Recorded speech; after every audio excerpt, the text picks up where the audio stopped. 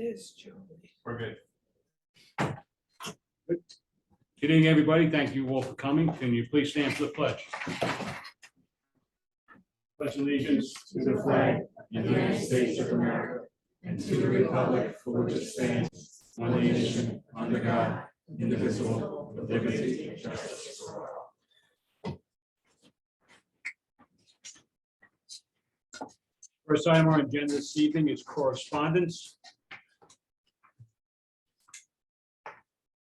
I have a card from an individual. It's a thank you card. I will pass it to my left first. Next item on the agenda this evening is Superintendent of Schools report, Dr. Stimmel. Thank you, Mr. Verdone, and welcome everyone. First up, I'd like to just give a brief summer school update. And that includes summer school. As the board knows, we have a summer school program running at our high school. We also have the special ed summer school program running at Sunrise Drive. Dr. Ferris, you've had a chance to observe, so why don't you share your observations about how summer school is going, please? Sure. I had an opportunity to walk around a couple of different times with some different administrators, visiting the schools, meeting some of the staff, and watching the students, and they were lovely, and everyone was really seemed engaged and very productive. It's a really nice experience to see some children learning and some of the staff working in the Thank you, Dr. Ferris. Construction in the district is fairly widespread, and I'm pleased to report it's going well. Dr. Burgess, could you give the board just a quick update about the particulars, please? Sure. At the last meeting, I may have mentioned, but it is now complete. The middle school parking lot on the east side, but towards the south, has been completely paved. It was filled with cracks. Pavement is to follow, and it has been striped. Sunrise Drive, the entire back area has been paved, which is another problematic area. The Lincoln bathrooms are fully in progress. We do expect to be at or ahead of schedule. As was mentioned before, that was photo approved in May of 2022, a couple of months ago. At the high school, the gym lights have completely been installed, and we were waiting on that. That has now been complete. And that's really the majority. We're underway with speccing out and working on the roof project, and wanted to give an update on the Timothy Hank Memorial. It was supposed to occur last week. They are waiting on some specific materials, so we're now looking now at the third week of August. And we send the bids out for the roofs? Not yet. Not yet. We're still working on some spec data and also some reports as to whether or not the roofs would be able to hold solar panels should the board move forward with that initiative, which we discussed several months back as well. Okay, very good. So as the community knows, I will be retiring at the end of September, and we're very fortunate to have Dr. Mark Ferris as my successor. So he and I have been working closely. He's been working very closely with Cabinet. He's had an opportunity to meet with most of the major stakeholders in the community, and I believe you still have a few more ahead of you. But so Dr. Ferris, if you'd like to just present to the board. Thank you very much. What you've been up to. And I appreciate the time, and I just want to focus on the transition, which has been focusing on just learning about the community, meeting with as many people as possible, and starting to create plans for movements in the future. Just fine. Yeah, just fine. Wait, Yeah, it's not too much. So one of the first things we did with our leadership team, the cabinet here, was we spent some time about a week ago. Dr. Stimmel was on vacation, meeting and talking about what they valued as educators, and we talked about what we value, and we came up with kind of a statement about our leadership team. And I first want to say that I'm really honored and I'm pleased with the opportunity to work with these fine assistant superintendent directors.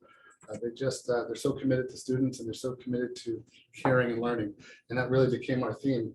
And what we really want to focus on moving forward was, when you have caring in place for students, and when you have learning as your focus, then it's really unlimited what you can do. So we kind of decided as a leadership team these kind of 5 bullet points, which is every child must be respected and valued. That's like the core of who we are. Each child's journey is unique, and our job is to ensure student success under all circumstances. The voices of our students, faculty, staff, and families matter to us and help guide us in our decision making. We are committed to learning, evolving, and growing as professionals, leaders, and educators. As the leadership team, we have to be committed to continuous growth and learning and model that for the entire district, because the organizations that are most successful are ones that are on a continuous path of learning and upward trajectory. Because we know that when adult learning curves in the organization go off the charts, that results in student learning curves going off the charts as well. So this is kind of who we are as a leadership team and what we believe.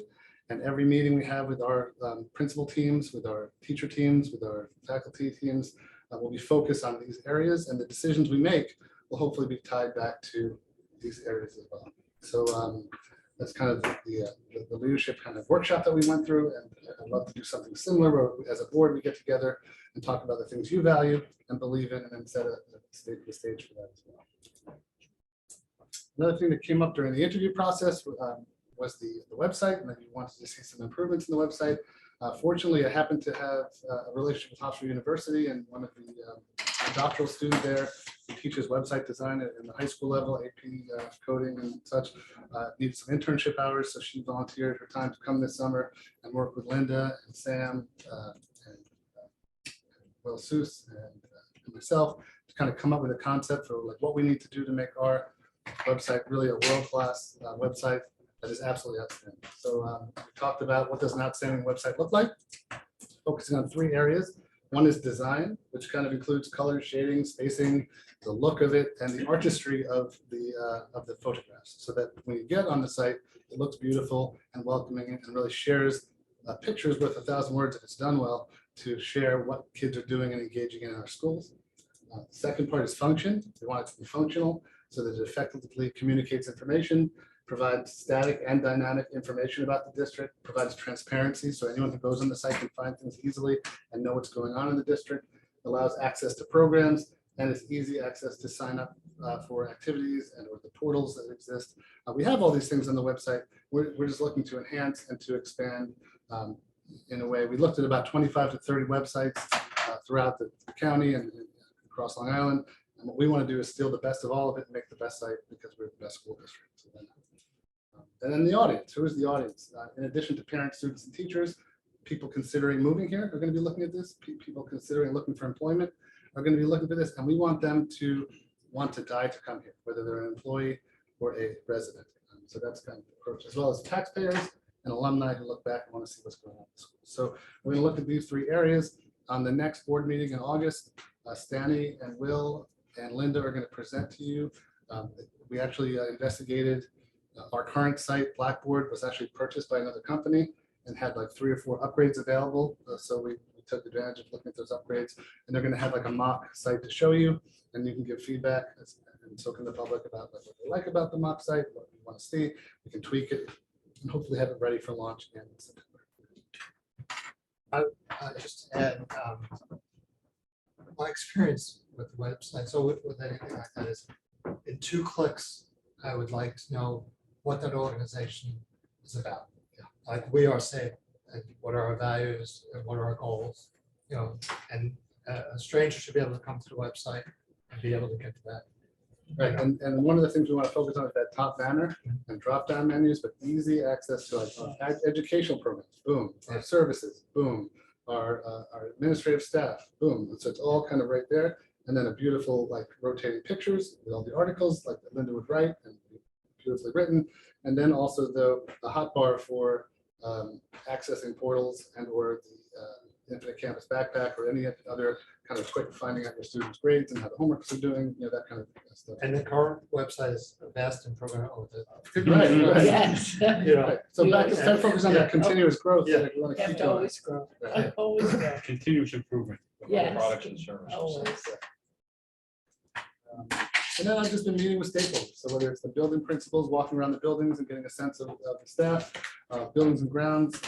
I've walked around with a few different cabinet members, as well as Danny from the buildings and grounds, to look at the projects going on, getting to know the buildings. You have beautiful programs and spaces for students. And I think there's like so much potential to take those spaces and even go further with them. So it's really exciting to look at. I met with a couple of PTA groups. I'm meeting with SEPTA in a few days, Chamber of Commerce. I spent time with the union, hearing some perspective of how things are going there, and just really create the Rotary Club. The library is a beautiful space. I got a chance to tour, so I'm just kind of meeting groups and getting a sense And again, focusing everything on the idea that this is an organization about caring and about learning. And so everything we do and every decision we make should be focused on caring about students and our families and helping people to learn and grow. Then once we, one of the union questions is, what do you intend to do? What does a new person intend to do when they come in? I'm not going to necessarily do anything other than start focusing on learning about the district. We're going to do a study of the district over 100 days. We're going to invite parents and community members and students and teachers to participate in focus groups, fill out surveys about their experiences in the district, and then use that information that we collect from our different stakeholders to formulate a 5-year plan for it. And that will be developed with the board. So looking forward to doing that kind of work. But the first order of business is watching, learning, and collecting information to make good decisions in the future. Thank you. Thanks, Dr. Ferris. So in addition to transition in district office leadership, we're also undergoing dramatic transition in the area of athletics. And Dr. Cox is with us tonight, and I know, we didn't talk about this prior, but you were nice enough to send an update. So since you're here, Dr. Cox, maybe do you want to just give the board a quick synopsis? It was fairly long, so let me. Not to put you on the spot or anything. So let me just say, Dr. Cox has been doing an outstanding job of, listening to the various stakeholders in the athletic department, working with his staff to, really look at how we can breathe new life into the athletic program. So Dr. Cox, I apologize in advance, but I'm so confident in you. I know you're going to do I very much appreciate a that. bang up job. Thank you, Dr. Stemmel, Dr. Ferris, Board of Education, exec team. I had sent a brief update, just like Dr. Ferris. I have spent the last few weeks really getting to know the district again, although I was here prior. I spent the last 3 weeks really going and meeting all of our campers, our coaches, a lot of our community members, having conversations with them. So over the last few weeks, it's been a very informative last 3 weeks. I met with some physical education staff, discuss some curriculum. High school full sports registration is now open for those who need to know that. It opened up on July 23rd. Sent correspondence out to the 9 through 12 families, and the correspondence will go out next week for our middle school families, informing them that the full sports will open on, registration will open up on August 7th. Physical examinations are scheduled for August 15th and 22nd at our middle school, 8 to 10:30. Also for the community, those of you who have registered in final forms, and it's another streamlined platform that hopefully will get on one of the quick links for our website. There is a new interval form questions regarding cardiac arrest that has been posted to final forms that the community will see. There's also an acknowledgement that says that they've read the agreement. Certainly that's a new legislation that came out from NYSID. As far as vendor meetings, I've met with Dr. Burgess about and Mr. Castellano about some of our facilities.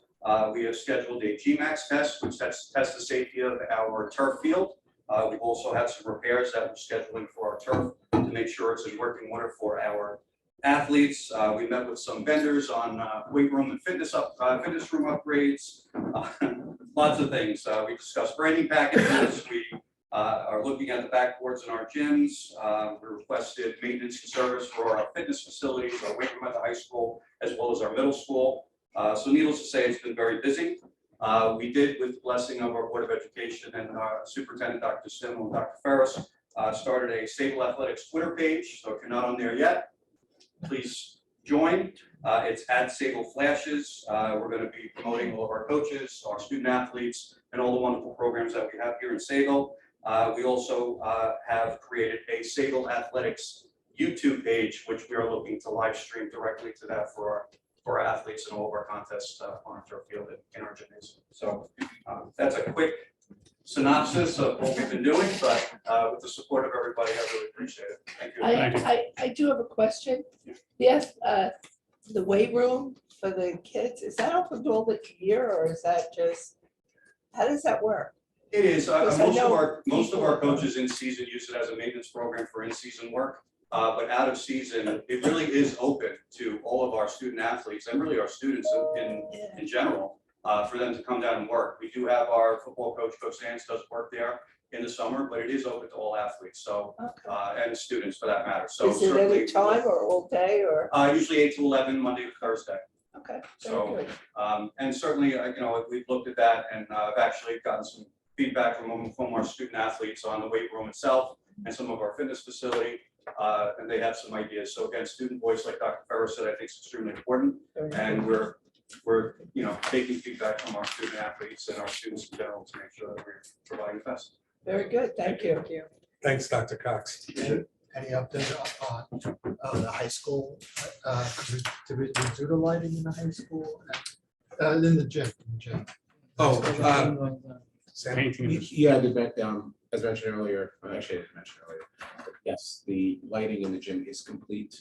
So when you do walk in, you'll notice the paint and the lights are different. And we're also, if I'm not mistaken, taking out the outlets on the floorboard, so it actually would look uniform throughout the entire gym floor now. We have those nine. And how's that floor doing? I know we had Is some. it still a problem? Knock on wood, so far, so good, no real issues. There was also something else related to that as well. What's that? The conference, Oh, the conference coming up? yes.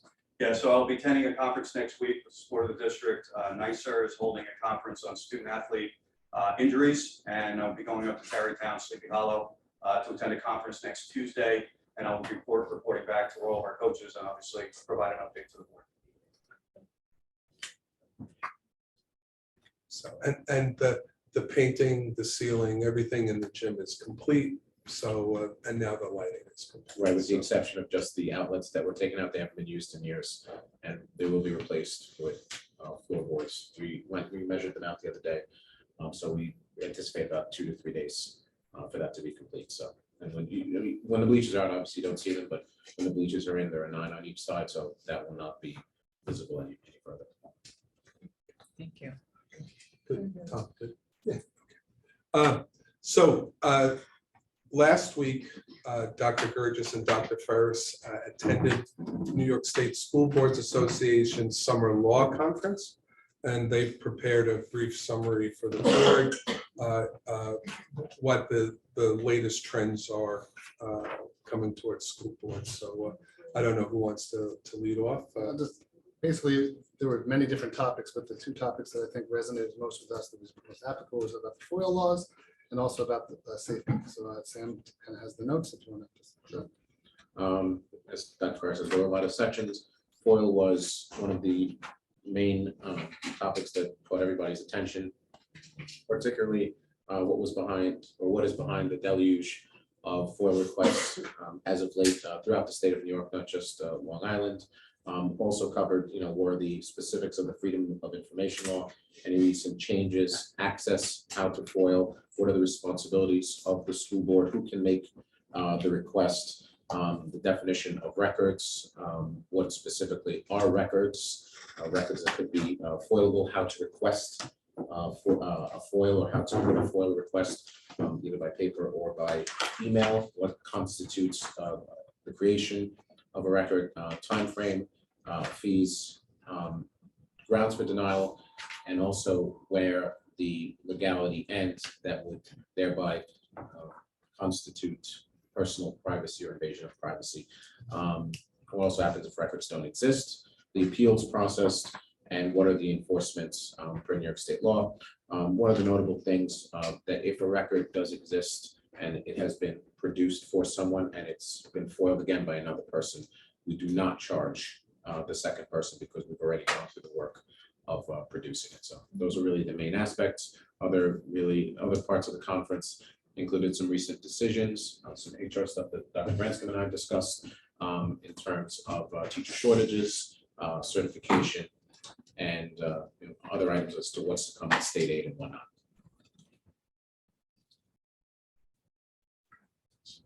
No, that's it. Does the board have any questions for Dr. Burgess or Dr. Ferris? So, and of course, our attorneys will keep us up to date on any changes as they come out. The next item is very important.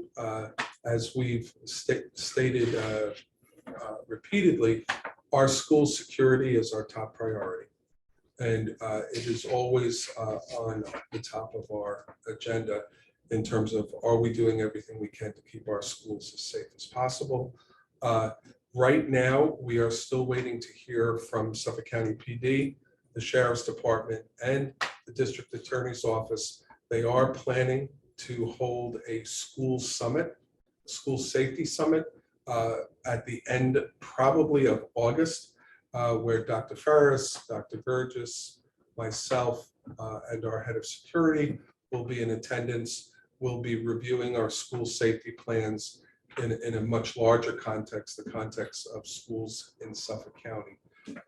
Also, we are looking into working with the Suffolk County Police Department to conduct a school safety audit. So Dr. Burgess is working on that. And one of the important things that we want to do tonight is introduce to the board and to the community an updated version of our district-wide school safety plan. So Dr. Burgess, if you want to just share with the board and the community what it entails. Sure. Thank you. Last year at the August meeting, the school safety plan was put forward. As required, there is a 30-day comment period for any changes. We did have a couple of changes to the plan this year, particularly the inclusion of the RAVE app that would notify emergency services and employees, although not required, recommended. We took the recommendation and included it in the plan, and we also included a table of contents for the district-wide safety plan. Because of those changes, it is on the superintendent's report. It would then go to the website for a comment period. If there are none, it would be adopted, 30 days, meeting 30 days after.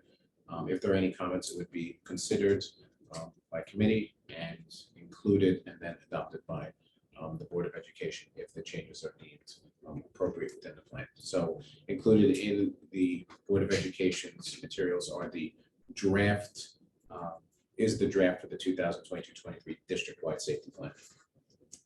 You read comment by the board or comment by the public? Public. And that's on our website. It will be on the website after the It should be easy link for them to get access. Yes, we can put it on the front page. So, and just to be clear, this is the district-wide plan. There's much more elaborate plans that do not get shared with the public that are unique to each building in the district. And those plans are also continuously updated. So, that's just an ongoing process. But for obvious reasons, the building specific plans don't get shared with the public. Okay. All right. So next, I'd like to introduce Mrs. Macris, our Director of Student Services, who will be presenting with Mrs. Trodulo about an initiative that we have planned for our high schools.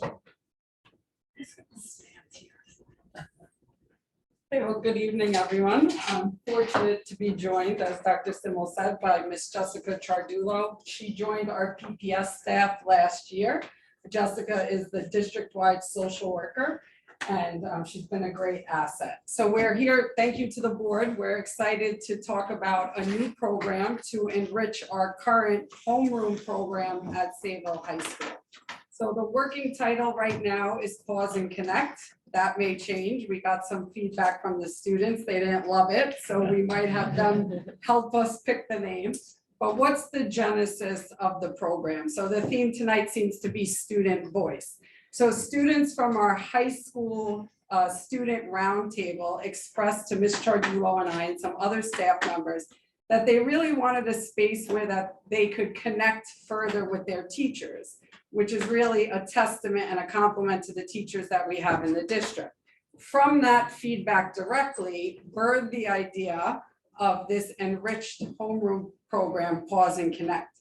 Since that time, we've consulted with the high school administration, staff, and students to develop the definition of the program and also the mission statement, which we'll get back to through the presentation. So the overarching philosophy of the new program is best said by Brian Mendler, who's a public speaker and an education advocate, and this is what he said. Relationships are always the foundation. Content and curriculum are the first and second floors. If the foundation is not solid, the house or curriculum will crumble, which dovetails nicely with Dr. Ferris's theme for next year of caring and learning, not being exclusive of one another, but working together. So what does the research say? That's the work site. So the research says, Yeah, so we looked into this program as we were creating it, and not only just to add on what the students were saying, that they wanted to increase relationships with them, with their teachers, but also with each other. One of the comments we heard is, I don't even know some of the kids' names in my homeroom. So they really were communicating to us that they wanted a space to connect not only with the staff, but with their peers. And when we looked into the research to support this program, we found that positive teacher and staff relationship results in feeling more connected to school. And that's really important because when a student feels more connected to their school and their school community, their grades increase, test scores increase. They're more academically engaged. And what we also found is that students and relationships with teachers, it's important, not just for their academic career, but beyond. That impact lasts well beyond their high school years. And I think that was really encouraging to me, that this is something that a student, it could impact them for years beyond high school. And then lastly, relationship building, it's at the core of a trauma-informed school. So any trauma-informed school programs, what they harp on and what they focus on is building relationships. Coming out of the heels of COVID-19, I know we're not really out of that, I'd like to say that, but it's a collective trauma that everybody in this world has experienced. And so as we're coming back and trying to return to normalcy, this is the perfect time to really bring our students together and create a space where we can intentionally increase and foster relationships. so like mentioned before, we didn't want to create this in isolation. We had input from our students, which we will continue to gather, but we really wanted to hear from our staff too. So with the help of Mr. Hoffer, we put an invitation out to our high school teachers and asked who would be interested in helping us to develop the program and the curriculum. Fortunately, we had 18 responses of staff members who were interested. Again, a testament to our staff. And followed that in the spring, we split that into two cohorts, cohort A and cohort B, and we had 2 initial training days for the program. So from that committee meeting, that team came up with the definition of what this new enriched homeroom would be. So just to read it, homeroom is a bi-monthly meeting to equip students and faculty with the skills necessary to navigate both the joys and the challenges of the high school experience. Together, we can pause, reset, and share thoughts and insights. And then the mission statement. Yeah, so through these training days, we developed not only the definition, but the mission statement. And the training was full day. And so what we did is we actually went through some of the lessons so the teachers and the staff can experience the intent of the program themselves. They can actually try it on. And so through that, we came out with the definition and the mission statement. And the mission statement being, through individual reflection and team building activities, participants will cultivate meaningful connections amongst each other and the school community. We aim to create a safe space for participants to develop trusting relationships that impact academic engagement and personal growth. So what are the logistics of the program? What will it look like? And again, this is the pilot year. So the first year, they would be twice per month, as we said. Each session would be 30 minutes.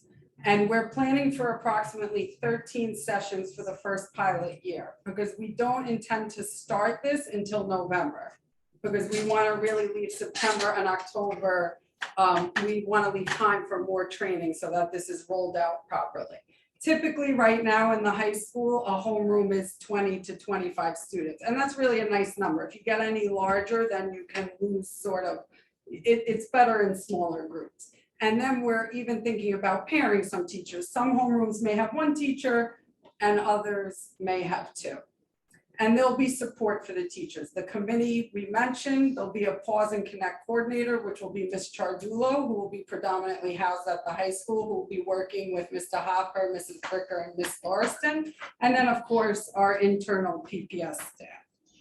Some of the topics that we'll cover. Yeah, some of the topics that we'll cover are, and again, all of this relationship building. The topics of the program, it's intentionally scaffolding. So we're gonna start where we're really just getting to know each other, icebreakers, coming together, team building. And then we're going to build a little bit more on self-awareness, right? We can't really have a relationship with each other unless we have an awareness of ourselves. And then we're going to go into integrity, values, relationships, community building, time management. Time management is also in the context of stress reduction. Research shows that when somebody has a perception of control over their time, they actually have reduced stress. And so I know that's really important for our students. We also have goal setting, how our students can set goals for themselves personally and academically. We have lessons on resilience, differences, and belonging. And many of these topics came directly from that student roundtable. And it was really nice to see, some of our seniors were like, if we just had a class on organizational skills in 9th grade, that would have been so helpful, or how to best study for exams, like things that we may take for granted and things are simple, but they want it in a more structured way. And just to add on to the topics during the training, we discussed these with the committee. And one feedback was bringing in more awareness on technology, especially social media. So when we're talking about self-awareness, we're really going to bring in some reflection on how you are and how you're presenting yourself online. So just adding that on. And then just to expand on resources that will be available. Yeah, so we intend to have our teachers and our staff feel supported in this process. Again, it is the pilot year, so it is going to be evolving as we're going, but we do plan to have training. The first couple of months, as Ms. Mecker said, we're not starting the program until November, so that gives us September and October to do more in-depth training. We're also going to have the committee that's available, and the coordinator, which myself will be at the high school, as well as the PPS staff for any students who feel that they need additional support, or students that teachers and staff may understand or see this is a red flag or something's going on. I really need to talk to my social workers and psychologists about this. Excellent. And then finally, where are we going with this? Where do we foresee the future of the program? Obviously, first and foremost, it would be student-centered. But throughout the year, we plan on incorporating feedback from our teachers, our staff, and our students. We want it to be evaluative and reflective. And then from that feedback, it will inform future practice in this area. And we're going to continue to meet with that roundtable of students to hear how it's going throughout the year, in addition to the teachers. So finally, just to close with this slide, I think to wrap it all together, the main goal is just to learn to give others a sense of connection, make them feel heard and valued. And the most meaningful, positive, life-affirming message we can give someone else is you matter. And as we've heard in the past with trauma-informed care or ACEs, adverse childhood experiences, the best protective factor you could give any student is a close relationship and a trusting relationship. And the more close relationships and trusting relationships they have in their life, it just adds an additional layer of protection. So that's it. Any questions? No, currently homeroom, how does that work right now? So this program that we just spoke about more shadows like an advisory program. At the high school right now, homeroom is usually 5 minutes and it's not every day. Whereas in the middle school, they have advisory every day. Homeroom's kind of in the beginning of the year if they need to disseminate information, or during the pep rally homecoming week if they're voting on king and queen or different things. So homeroom's not on a set schedule, it just happens at different times during the year. Glad to see it's progressed since when I was in homeroom. So this would be formalizing it more starting in November, in that it would be twice a month for a 30-minute session. What I like about this is the engagement factor, and also to me, the word that comes to mind is refresh. Basically like giving the students a chance to reset everything and maybe get back on track, And it's interesting that you say that, because when we were thinking about when to do it, homeroom's usually first thing in the morning, is it after first period usually? I think we're gonna decide to do this a little later in the day, so that if there is a kid that maybe just needs a little breather or a respite, it can serve as that too, just to kind of reset. And studies show that they're more responsive later in the day than, After breakfast. not Yeah. first thing. in the day. That's me too. Anyone can sign up for it, or is it for all? It's for all students, 9th through 12th grade, so it's gonna be part of the high school bell schedule. So Mr. Hoffer has been working with us and created a separate bell schedule for when these days occur, so it's for all students. But it's not a graded class, they're not gonna be assessed or anything like that, because that was a question that popped up. You'll be able to see if a child is struggling or emotionally struggling, you'll be able to pick that out in something like this, I would imagine. Yes, absolutely, that's, well, and we That also, really seems to be a goal here. Yeah, I think there's a greater opportunity when you build relationships that a student may reveal something either to their peer, right, when they're feeling more safe, or to their staff. And that is why we're working really closely with the PPS team. We want them to be prepared because we don't want any staff or teacher to feel overwhelmed by something that their student's going through. So we want them to feel that we have the psychs and social workers prepared and ready to, have a closer relationship and talk with that student. But yeah, that is a great opportunity for a red flag to pop up. Yeah. Right. Very good. and also just, even do school building activities. So the kids were talking about doing competitions between the homerooms, and just to set a tone that this is a happy, fun place to be while we're learning. And the teachers are gonna be different from their normal schedule, right? So this is creating another, So typically, teachers are assigned to a homeroom in the beginning, so you may have your homeroom teacher for one of your classes, or you may not. It just all depends. And the idea is for your, and I'm gonna say advisor just for this purpose, is that it's gonna stay with you throughout your high school career. That's the initial thought. So if you have a teacher in 9th grade who's in your group, they're gonna be with you for the whole 4 years. That I like. That really is good. How are you, the guidance counselors and PPS is supporting it, how are they part of it? Will they have the same amount of ownership?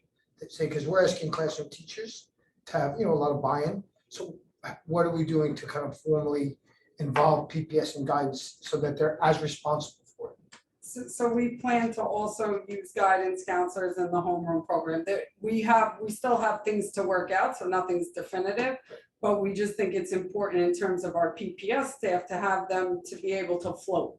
They'll be part of it, but to be able to float too. All right. I guess for me is what I think that I think our faculty and academic community supports this type of thinking. And I think the fact that we're setting aside structural time for this, I think is awesome. Like, that alone is important.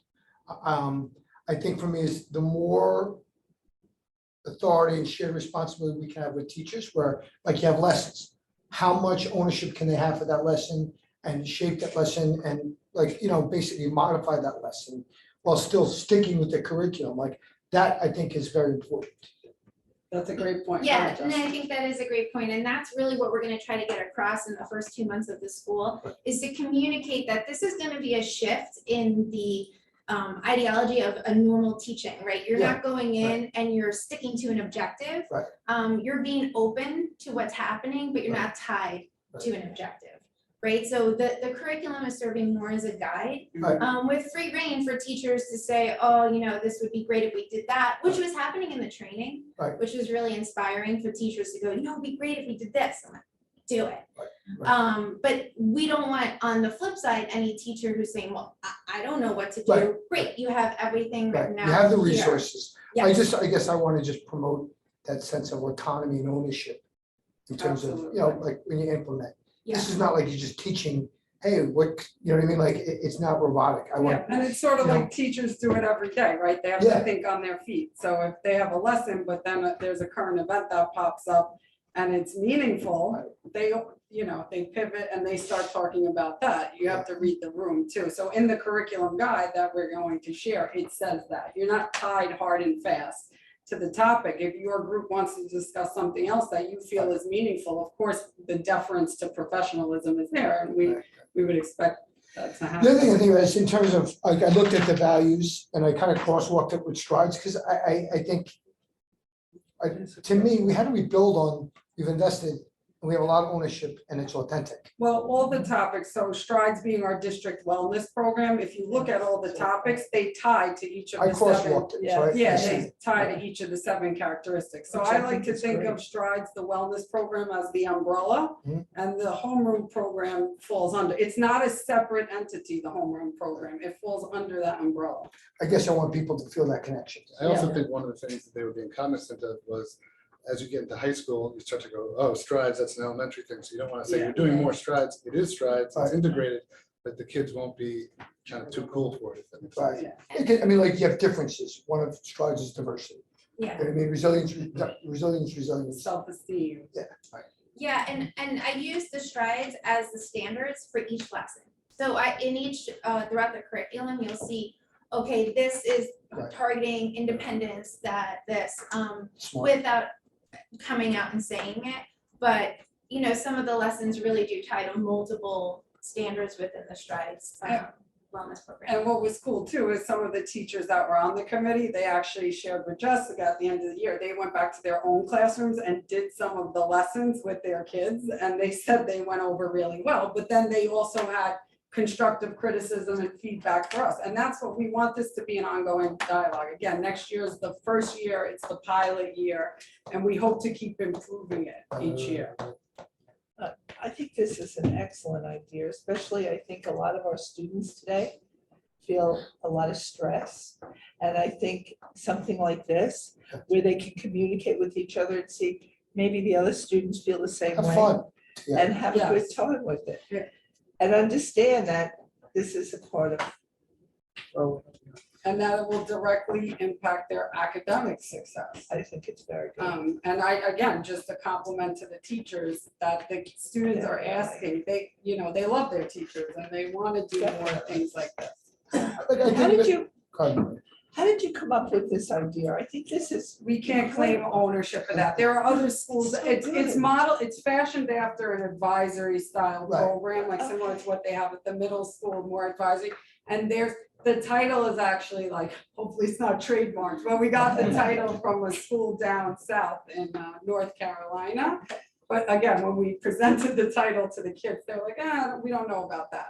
But just one more thing that's exciting is the high school students were really talking about, you know, maybe starting a radio station and doing interviews. So we said, the kids were like, how about for one homeroom, if we can go around and like interview people, like the adults, the new incoming superintendent, whoever it may be. And then that could be one of the homerooms where the kids are actually doing the interview. Well, like- So it's and endless, we the used to have a radio opportunities are station endless. way back in the old days. Yeah. but we have a student Not that newspaper, like, you know what I mean, I think Right. for me is, Yeah. I think like, actually, like, student journalism, if you're talking about giving kids a voice, Right, like, there's no better way to do it than Yeah. something like Excellent. that. You know, yeah. and I think that, like, our kids are good writers. I mean, I've read some of their Yeah. stuff. They have so much talent and we can showcase that now, and we want them to really drive the Shape program. it, shape it. Right. Just as exciting as to talk about the budget. It's very exciting. Nothing is exciting. Yeah, right. And I just want to say, I mean, thank you to everybody involved, Yes. you know, down the line. And, you know, anybody in the working groups. I mean, this shows that we're trying to, you know, reinvent, you know, how we're delivering education. That's a great thing. And we would like to thank the high school administration, the teachers that were involved in the committee, you know, talks with the union. We know it's a change of practice and there'll be growing pains, but we really do want to work together, and hopefully in 5 years from now, 10 years from now, we can have something really special and say that was worth it. So. Thank you. Thank Thank you. you, thank you. And just very quickly, job. you have the regular schedule of facilities usage on the attached to your agenda. And that concludes my report. Thank you, Dr. Stimmel. Next on our agenda is a Board of Education discussion. Currently, we have 2 items. One is the scope annual meeting, which is August 16th. So if anyone intends to, if anyone intends to attend, please let Julie know. I will be attending. Next item on the agenda is New York State School Board Association Annual Convention, which is October 27th to 29th, it's up in Syracuse. Registration opens up on the 1st. I would like to attend that. I also understand we should, or most likely will have a referendum or a resolution up before their vote. So, and we don't have a voting delegate, so if everyone's going besides myself. I might please. be going, I might be interested. in being a I'm delegate. very interested. We I need- always find it, In particular, we will have a resolution before. yeah, it's very good to see what other districts are doing, what we're doing well, and the areas we can improve upon. Again, especially since we will have a resolution before the voting committee. Yeah. Have we had one on before? I don't believe we've had one for quite some time, at least my time. I don't remember having one What's that, John? resolution for New York State School Boards Association. Yeah, It's really. We I have- don't good. remember one. We haven't had one, and Mr. Devino used to be our voting delegate, but Mr. Devino is It's no just longer very, on the board, so we will need a voting delegate. okay. Where is this? It's in Syracuse. It's a beautiful area. Yeah. I was October 27th. I meant that seriously. October 27th. 27th to the 29th. I'm so sorry, I'll be out of the country. Okay, we can zoom you in. Yeah. I know No, a parent from Syracuse. I will, She would say it is very I nice. intend I on was just going. I have to look there. It is actually very beautiful. Okay. It is a nice area. I was up there for recruiting. It's upstate, downstate. Yeah. Yeah. Anyone else, board discussion? Okay. Next item on our agenda is public hearing. Is anyone wishing to speak to this evening? Okay, being that there's no one's going to speak, I don't have to read my statement. We're going to move right on. Recommended action minutes, 6-1 to 6-2. I need a motion, please. Motion. Second, please. Second, Discussion? No discussion, right? All those in favor? Carried. Recommended action without objection. Could I call everything up to 9-1? So I'm going to call 7-1 to 9-2, please. motion. Second. Second. Any discussion? Being there's no discussion. All those in favor? I almost missed this whole thing. Motion carried. Next item on the agenda is upcoming dates. We do have it up. We have a board meeting on August 18th in this very room, and that's what I have. I need a motion to adjourn to executive session to discuss the particular. Go back to what we originally went with. Hold on, Motion. let's- We just read the action, please. To receive an advice, legal advice regarding employment and appointment of particular persons, receive advice on preparation of 2023 annual meeting election. In a motion? Motion. Second. And a second in the distance. Christine Sarni is zooming in, everybody who's familiar. So we were in executive session. Thank you all for coming this evening. Have a great night. Thank you. Good. We can take a 5-minute